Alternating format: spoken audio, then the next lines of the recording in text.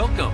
I'm Doug Morgan, and you're listening to Uncommon Sense, where we hunt for the truth in the topics you're not supposed to talk about, Christianity and politics.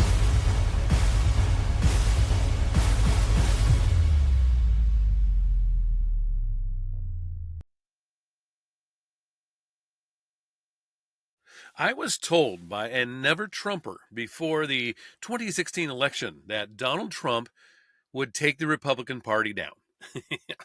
They said that he would destroy the party and it might not ever be the same again. I disagreed, of course, but it did take me a little bit of time to think about it. And what would the Republican Party look like years down the road if Donald Trump became president? Well, now that we are beginning a second term with him as president, the Republican Party has not been in a better position politically, at least in my lifetime. Part of the reason for this is that Donald Trump is not an ideologue. He's a populist. What that means is that he doesn't make decisions based on a set of conservative or liberal ideals. If you were to tell me that you were a liberal Democrat, for instance, I could tell you how you probably come down on most of the major issues. The same thing would go for being a conservative Republican, of course. As a conservative, I hold to the ideals of free market capitalism, law and order, and personal freedoms. I firmly believe that we as a people are better off when we follow these principles, no matter what the issue. You can take just about any issue and understand how someone sees that issue by their set of ideals. For example, take the issue of rent control. If you ask a liberal what they think of the government making laws that put a cap on how much a landlord can raise rents, they would say that it's a great thing since it's the government protecting the underdog, the renters, from the big bad landlords that just own these rentals because of their inherent greed. Now, a conservative would have an entirely different view of rent control. They would look at the same issue and say that these laws hurt everyone. They hurt the landlord, many of whom are individuals that depend on the rent to pay the mortgage, because they get in the way of the person that takes all the risk and the responsibility from charging what they need to keep the place running for the renters. It even hurts the renter who, by driving up the cost of living and making it increasingly harder to find a place to rent. So you see how you can take any issue and know how someone will usually come down on it by how they see the world. But Donald Trump is not an ideologue. He is a populist and a realist, and that means that he will usually come down on the side that is most popular and is proven to be effective.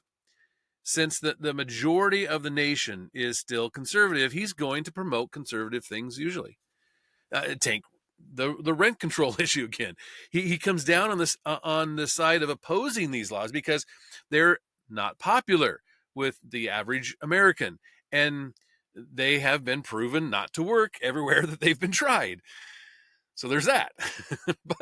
but liberal Democrats have been hard pressed to find a way to counter Trump, and it has put them between a rock and a hard place. Over the last couple of decades, the Democratic Party has gotten more and more liberal, if you hadn't noticed. And under Obama and Biden, they have shown just how liberal they're willing to go.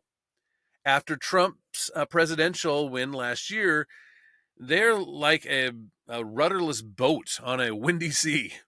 And they go more and more liberal.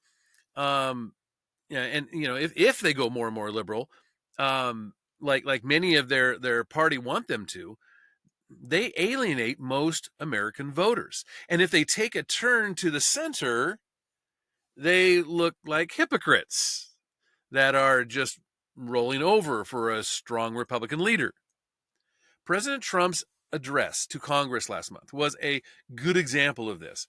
They could not stand and applaud for a man who was just accepted into West Point, for a girl recovering from a brain trauma, or even a 13-year-old cancer survivor who was just given his dream of being a part of the Secret Service. If they had if they had celebrated these people, they would have been blasted by their own party for not fighting Trump or being an ally or something. So they sat on their hands, and with sourpuss faces, they rejected these feel-good stories and individuals. Now, the liberal Democrats, with their woke agendas, find themselves on the wrong end of almost every issue politically. You name the issue. They're on the side that 20% of Americans support, and Trump is on the side of the other 80%. Take the border security, for example. Trump, in just a few weeks, has effectively closed what was wide open. That border was a wide open border, and he's effectively closed it now. This leaves liberals on the side of gang members and terrorists. These are who they are fighting for. They're fighting for gang members and terrorists. And Americans notice. Take government waste as another example. Trump institutes DOGE and creates it as a department, and shuts down wasteful departments like the USAID. Liberal Democrats oppose transparency and the finding of government waste. It is as if Trump derangement syndrome is a real mental illness, don't you think? Everything he does, they oppose. Since he is a populist and not an ideologue, he sides with the majority of Americans, and that puts them on the side of the minority if they are to oppose him. It's kind of like the meme I saw the other day, where it had the two-party platforms on it. On one side, it was labeled Republicans, and it had things like free enterprise, secure borders, honest elections, real journalism, civil rights, moral standards, and personal liberty on that side. On the Democratic side, it just said, hate Trump. That's their platform. Just hate Trump. And it's true, though. That's why it's so funny. It's true. Transgenderism is another issue that they're on the wrong side of. The Daily Wire reports the Department of Veteran Affairs for years defied a rule barring gender alterations to provide procedures designed to help people prevent or present as the opposite sex. This is from internal documents. The VA, known for providing prosthetic limbs to war heroes who suffered wounds on the battlefield, and provided prosthetic. They provided prosthetic penises called 3-in-1, which is a pee, pack, and play, I guess, as well as prosthetics designed to look like breasts, chest binders, wigs, dilator for fake vaginas and things. This is what the documents show. Federal regulations excluded gender alterations from medical services the VA is permitted to provide. So they're not supposed to provide these kind of things. But the VA interpreted that phrase narrowly to mean only surgeries themselves. So since 2011, VA has provided all medically necessary transition-related care for transgender and gender diverse veterans except surgeries. That's according to a document. Now, the Biden administration also stretched the definition of medically necessary, of course, right? While on a 2020 document that said that hair removal was cosmetic and could not be covered, a document from the Biden administration taught VA staff how to pay outside providers to laser removal the hair on a transgender person. Quote, face, neck, back, chest, abdomen, and genitals. Unquote. And to record it with a vague, unlisted procedure code for skin, mucous membrane, and subcutaneous tissue. So these are liberal Democrats that are doing anything they can to be on the wrong side. It doesn't even matter if it hurts people. The mother of a girl attending an Illinois middle school, yes, a middle school, said that after her daughter refused to change her clothes in front of a biological boy who identified as a transgender girl, school officials stepped in and forced her to do so. Forced her to do so.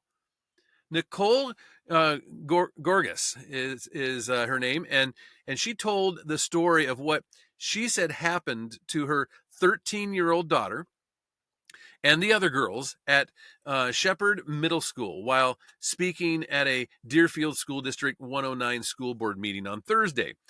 This according to the National Review. Now, Deerfield is a suburb of Chicago, and Gorgas said her daughter came home upset on February 5th, saying a boy was using a girl's bathroom. Now, according to her, the girl was then told by school administrators that the boy was allowed to use the girls' locker room and bathroom because he identified as a girl. And the school's inclusive bathroom policy allowed him to use whichever locker room he wanted. Now, she spoke to school administrators and told them that they were violating President Donald Trump's executive order that prohibited males from using female locker rooms and participating in girls' sports. And the school stood its ground, citing the district's legal counsel. So their lawyer told them to do it. After this exchange, the mom said on Thursday that the situation went from bad to worse. A few days later, the male student was present in the girls' locker room. Feeling violated, the girls made the choice not to change into their PE clothes with the biological male student present. The mother said that the school administrators then supervised the girls' locker room to make sure that the girls changed their clothes in front of the transgender identifying boy without protest. She identified the district's assistant superintendent for school services, the school's assistant principal, and the director for student services as the administrators who forced the girls to change in front of the boy, according to the Lake County Gazette. So part of the problem with liberal Dems is that they can't go to the side of the majority because they have become the party of the far left. These wokesters are demanding the party double down on this kind of thing right here. Americans want Democrats to fight President Donald Trump, according to Senator Chris Murphy, who's a Democrat from Connecticut, by the way. And he contended on Sunday that this was true despite polling that painted a dismal picture for his party. On NBC's Meet the Press, Murphy alluded to a contentious few days for Senate Democrats in the last week. During that time, enough members of the party chose not to support blocking a GOP-backed stopgap bill, allowing it to pass and averting a partial government shutdown. Quote, I think Americans want the Democratic Party to stand up and fight and to take risks. Listen, I understand that had we gone into a shutdown even a handful of days, it would have been difficult, Murphy said. But it would have sent a message that the Democratic Party is not going to be bullied by Donald Trump. We are not going to let them write spending bills unilaterally that cut programs for people we care about, that give the president new and extraordinary power. Murphy was responding to a moderator, Kristen Welker, who pressed the senator for a response to a new NBC survey conducted before the Senate showdown over the continuing resolution. The national poll found just 27% of respondents had a positive view of Democrats. The same survey revealed that Trump and his second-term administration reached a significant milestone, with 44% of Americans saying they believed in the United States and the fact that they are heading in the right direction. The highest level since early 2004, by the way, when George W. Bush was president. And despite these findings, Murphy argued that bipartisanship is not a viable option for this party, echoing a common refrain, of course, among Democrats. And he warned that representative democracy in the United States is at risk with Trump in office. How many times have you heard that, right? Quote, I think Democrats in this country, but I think that the broad middle of the public as well want to see our party fighting in exceptional ways. That is the conversation that has happened to inside the Democratic Party, inside our caucus. And if we don't get that right, if we continue to work with Republicans, we will continue to hand Donald Trump more power, and we are going to lose our democracy. So here's just another example of just how out of touch these Democratic leaders are. In fact, Senator, in fact, he's even the Senate Minority Leader, Chuck Schumer. He ridiculed Americans who dare to suggest that people should be allowed to keep what they earn. Yeah, and promising that government was there to stop them from doing so. Schumer, who made an appearance on Tuesday on ABC's The View, spent much of the broadcast on his heels playing defense as the host grilled him over his last-minute support for the Republican-led continuing resolution that passed on Friday and will, of course, fund the federal government through September. And during one segment, though, you have to hear this, during one segment, he paused to mock American conservatives and business owners who have the audacity to argue that they should be able to keep what they've earned and operate the business, they've built in a way that they see fit. Here, you have to listen.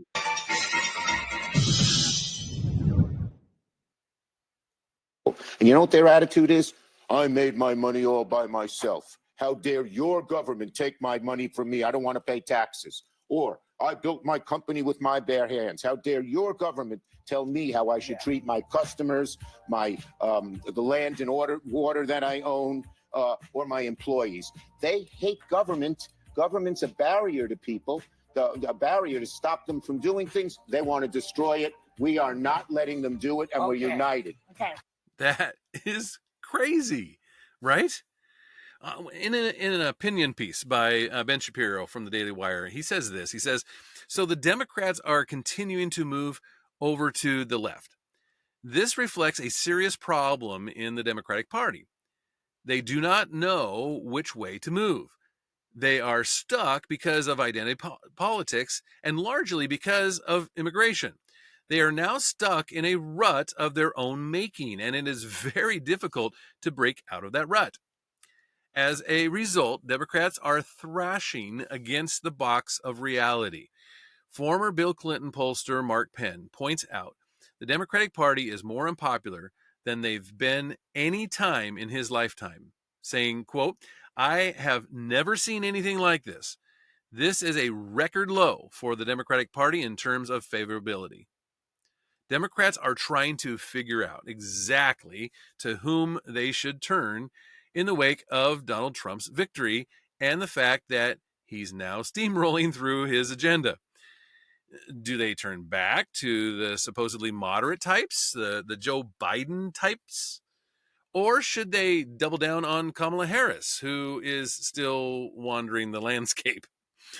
Democrats themselves are torn as to how to approach the Trump administration. And on the one hand, they want to go back to the resistance-style anger They want to just scream at the wind a lot. The problem for them is that they can find a point of um, consultation, because much of what Trump is doing right now is quite popular, of course. So they're stuck in a weird in between. On the one hand, they want to preach that Trump is not empathetic and more empathy is needed, but people don't see the Democrats as empathetic. At a town hall event in Roswell, Georgia, a Democrat woman went on a rant that over the weekend that got a lot of attention from the left. This is what she blustered. She said, "It's clear from all the writings of our founding fathers that our great republic was never meant to be ruled by a dictator nor a king. It's clear from all the writings of our founding fathers that our great republic was never meant to be ruled by a dictator nor a king. So you can imagine my shock and pure horror when I woke up to find that our president had given himself unprecedented executive powers, and then, within a few days, named himself king to his followers. Tyranny is rising in the White House, and a man has declared himself our king. So I would like to know, rather the people would like to know, what you, Congressman, and your fellow congressmen are going to do to rein in a megalomaniac in the White House." Of course, all of this rings hollow. It is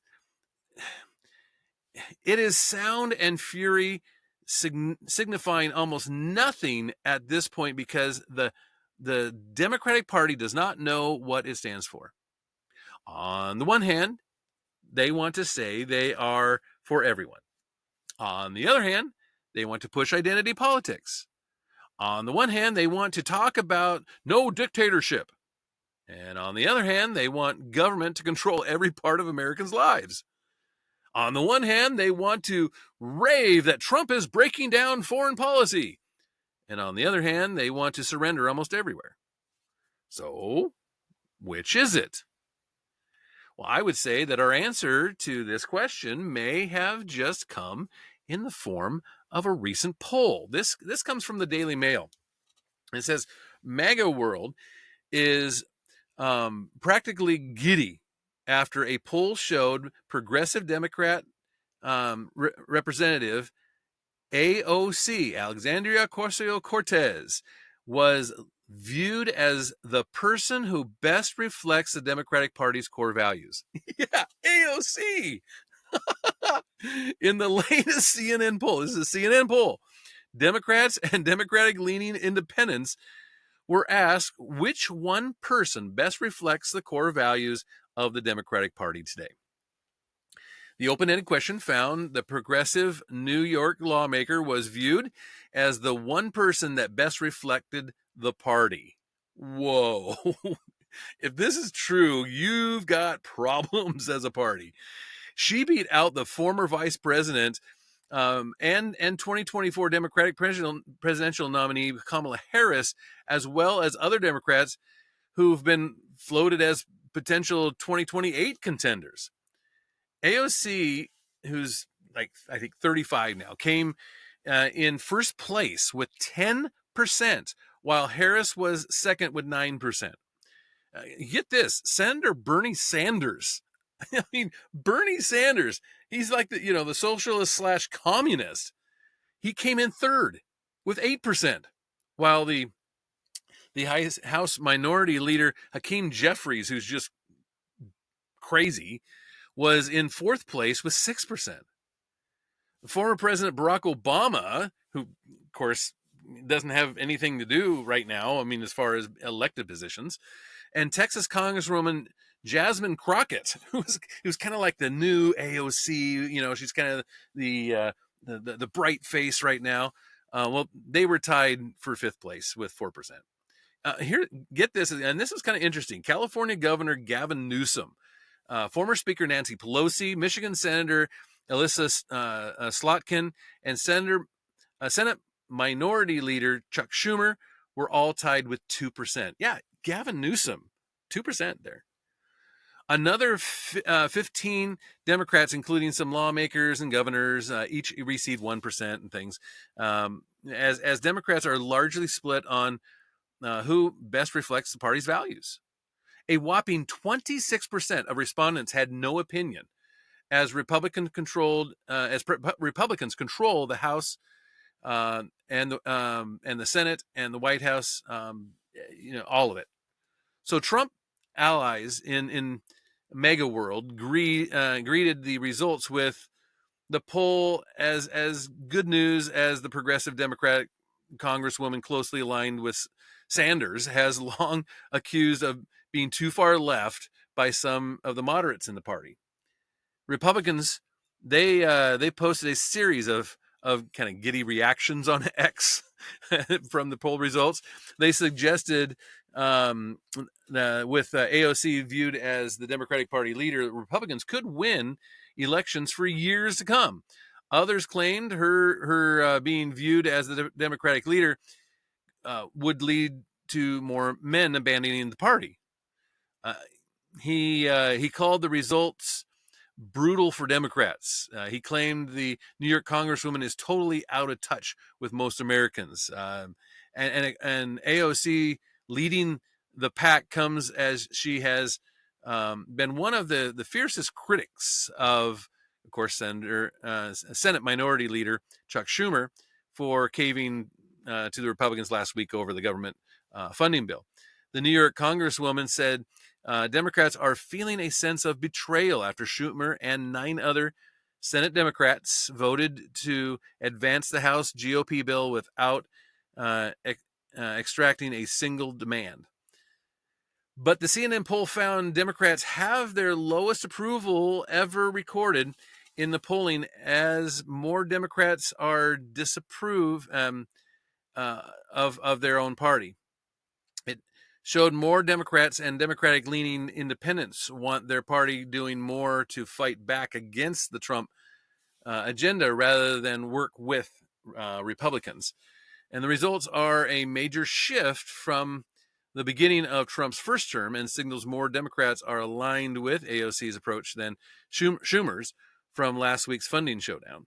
The survey conducted March 6th through 9th included 1,206 respondents and has a major margin of error of 3.3 percentage points. So, yeah, I mean, this is not looking good for the Democratic Party. They are definitely between as you know, you've heard the proverbial rock and a hard place, because if they do what their leadership is demanding, if they do what a lot of people within the party have demanded, then they're going to want to go hard left, continually to go hard left, because that's where they've been for the last few decades.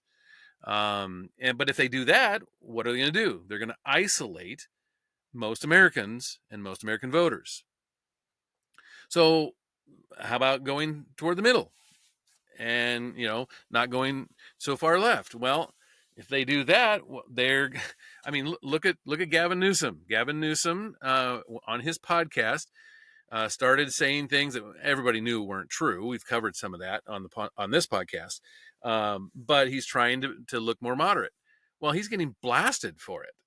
Chuck Schumer, here decided to go along with and vote the way of the Republicans.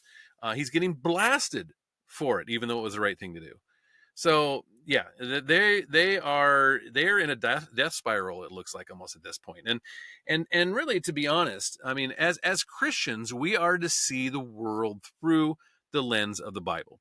We are to have an ideology that matches up with what the Bible says. Liberals don't usually have that kind of foundation, and they are adrift right now.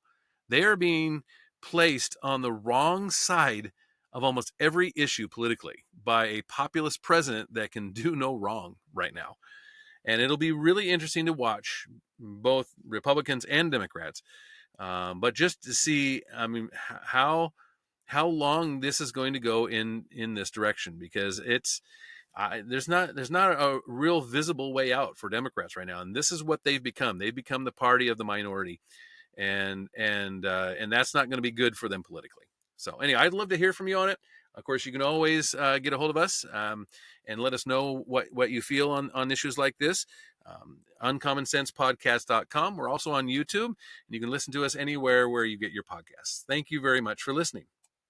This podcast is a production of Morganite Communications.